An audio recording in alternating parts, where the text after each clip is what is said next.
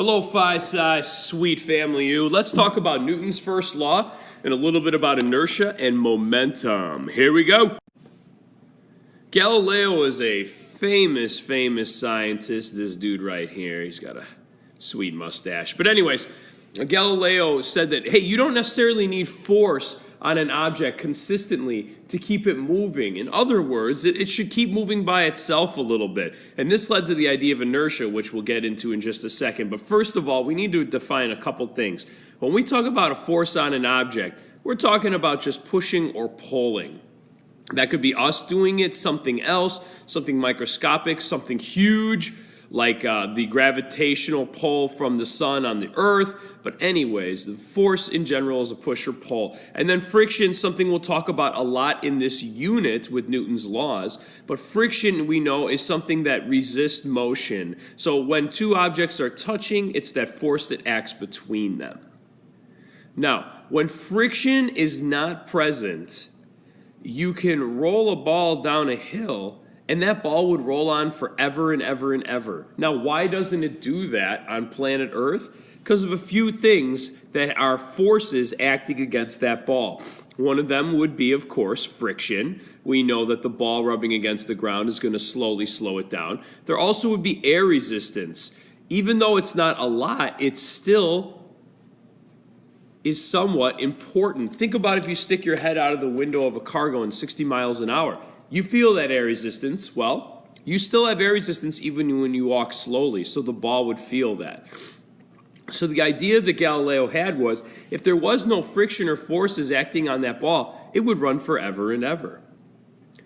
This actually led to the idea and understanding and supported Newton's first law, which you've heard of before. An object at rest tends to want to stay at rest, and an object in motion tends to want to stay in motion, and it's going the same speed in the same direction if it is moving. The only way that that will change is if there's an unbalanced force, so an unbalanced push or pull. So if I have a hockey puck just sitting on the table and nothing's touching it, it's not going to move, right? The only way that hockey puck will move is if someone applies a force to it and moves it. That's supporting Newton's first law. Think about it when you're driving your car.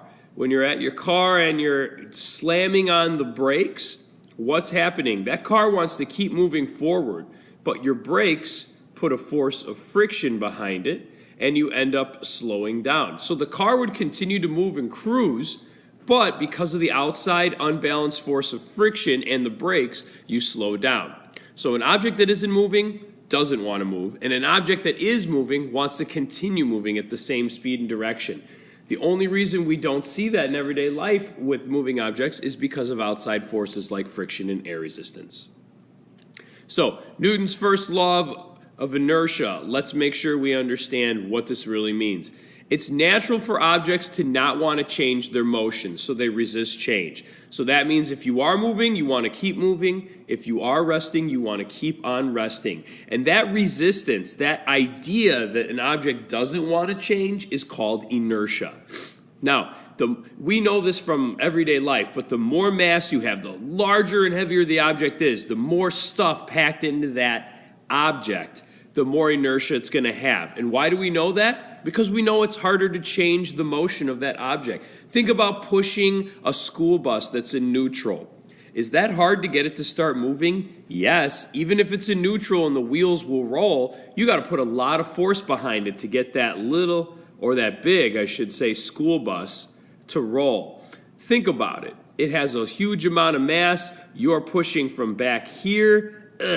And to get it to move forward, you have to push it with a lot of force. Why? Because a school bus has a large amount of inertia. All right, take something small like a tennis ball, though.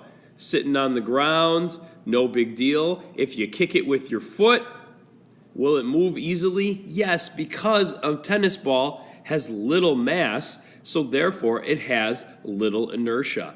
Objects with less inertia are easier to move. Objects with more inertia are harder to move, and vice versa. Objects with a lot of inertia are hard to stop, like if you tried to stop a school bus coming at you, versus objects with low inertia are easier to stop, like stopping a tennis ball. All right, here's some examples of Newton's first law. Object at rest wants to stay at rest, like this soccer ball. You come with an unbalanced force and kick it, now it's moving, right? So an unbalanced force made it move. It changed its state of motion. Now it's in the air. It wants to continue moving until an unbalanced force like air resistance, a net, gravity, friction between the net and the ball, all those act on the ball to stop it. So the object was at rest and didn't want to move. Then when it was moving, it didn't want to stop, but all these outside forces made it. Let's think about if you have a big set of books on top of your head, and I come by with a hammer and whack you on top of the books, which are on top of your head. Would it hurt your head? No. The books have so much inertia, they're so massive, that hammer's force spreads out amongst all the books. The books don't want to move because they're heavy and massive. So the high inertia makes them not move much. And since they're not moving much, they're not going to hurt your head. More examples. Say you're in an airplane or a school bus. When the bus is moving and you flip a coin or a pen up in your hand, does it come back down and land right in your hand? Yes. Why does it do that? Because not only does your body have inertia moving forward in the bus, so does the coin or the pen. So when you flick it up in the air, it has the same inertia as you and follows you in the path. It comes back down. What's going on in this big mistake here? This is a semi-truck with a huge slab of granite.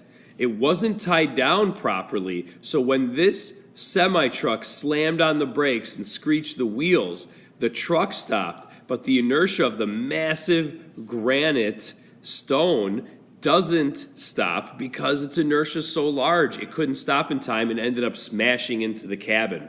Pretty crazy, huh? Here's some other examples of your everyday life. And let me move this up a little bit for you so you can see it. All right, inertia examples. Blood rushing from your head after an elevator stops when you've been going down. That's inertia because your blood keeps on cruising. If you want to tighten the head of a hammer, hit the bottom wooden handle of it and drop it on the surface, and because the hammer head on top wants to keep moving, it tightens up and goes further on. You've done this before with the glass ketchup bottle at a restaurant. There's not much left, and you hit the bottom of it, and then you start shaking it and stopping it quick. Why is that? The ketchup wants to keep moving even though you stop the bottle because of inertia.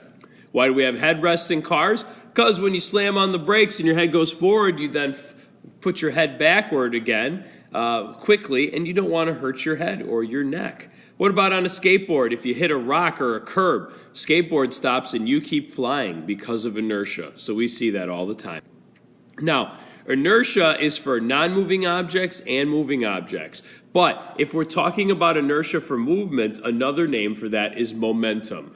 Momentum is the same thing as inertia for moving objects. And we can calculate momentum. P is actually the symbol for momentum in math equations in physics. Don't ask me why, but it is P. And momentum can be calculated by just taking the mass times the velocity of the object. Well, mass includes inertia, right? That's part of inertia. And velocity includes what's moving. So it makes sense that this equation is mass times velocity. If we take an example for like a large bus, it has a large amount of momentum, even if it's moving slowly, because it has such a large amount of mass. So you have a large amount of momentum. Take something really tiny like a bullet from a gun. Incredibly small mass, but incredibly high velocity. So it does have a large amount of momentum. Now take an elephant, a huge amount of mass, but if it's not moving, it doesn't matter. It has no momentum. It just has inertia. You can only have momentum if you are moving. So remember, moving objects have both inertia and momentum, but resting objects only have inertia. All right, so we scratched the surface as far as Newton's first law, inertia and momentum. Make sure you understand the differences and how they're all connected together. Best of luck, and come to class with any questions you might have.